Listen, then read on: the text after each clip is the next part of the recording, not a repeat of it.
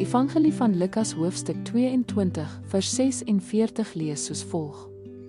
Hy sê toe vir hulle: Waarom slaap julle? Staan op en bid, sodat julle nie in versoeking kom nie. Welkom by Geloofspad.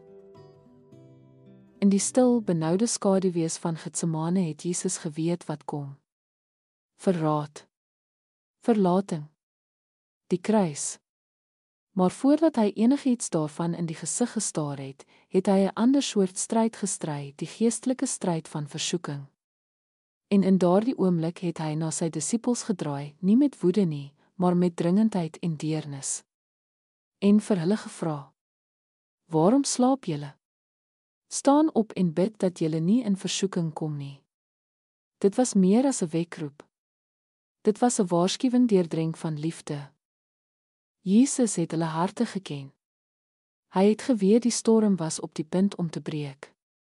Petrus het pas onwrikbare lojaliteit beloof en beloof om vir Jesus te sterf indien nodig. Maar binne ure sou hy hom 3 keer verloon. Hoekom?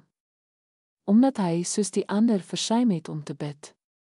Hy het op sy eie krag en bravade staat gemaak, en dit het onder druk verkrummel. Versoeking ontmoet ons dikwels nie in dramatiese oomblikke nie, maar in ons alledaagse swakheid. Wanneer ons uitgeput, oorweldig of afgelei is. Soos regte mense wat met ware sonde worstel, vra ons: Hoekom kan ek nie ophou nie? Die probleem is nie net gedrag nie. Dis geloof. Soos Johan Pieper dit stel, sonde kry sy krag deur my te oorreed om te glo dat ek gelukkiger sal wees as ek dit volg. Die leuen is altyd dieselfde, dit sal jou meer bevredig as wat God wil. Maar Jesus wys vir ons die uitweg, nie net in woord nie, maar in daad. Hy het gebid. In sy grootste oomblik van angs, terwyl hy die toorn van God in die gesig gestaar het, het hy uitgeroep: Vader, as U wil, neem hierdie beker van my weg. Nietemin, nie my wil nie, maar U wil geskied. Jesus het hom ten volle aan die Vader onderwerp en sy goedheid vertrou, selfs in pyn. Vriend, as Jesus volmaak, heilig en goddelik, moet bid om versoeking te weerstaan, hoeveel te meer doen ons dan? Gebed maak ons wakker. Dit bring ons harte in lyn met God se wil. Dit is hoe ons die aantrekkingskrag van sonde weerstaan, nie deur innerlike krag te versamel nie, maar deur op goddelike krag te vertrou. Wanneer ons gebed verwaarloos, vertrou ons op onsself.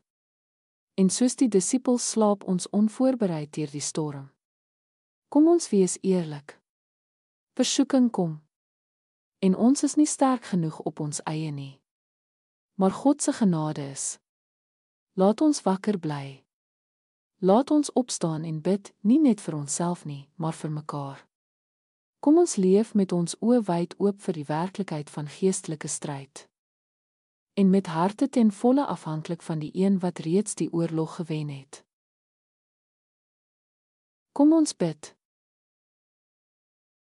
Hemelse Vader, ons bely hoe gereeld ons deur die waarskuwingstekens van versoeking slaap. Vergewe ons dat ons op onsself vertrou in plaas daarvan om na U te draai. Leer ons om met dringendheid te bid, om ons aan U wil te onderwerp en op U krag te vertrou. Help ons om wakker te bly. Geestelik wakker en ten volle afhanklik van U. Dankie vir Jesus wat gebid, onderwerp en gelei het sodat ons vry kan wees. Versterk ons om sy voorbeeld te volg. In sy kragtige naam bid ons, Amen.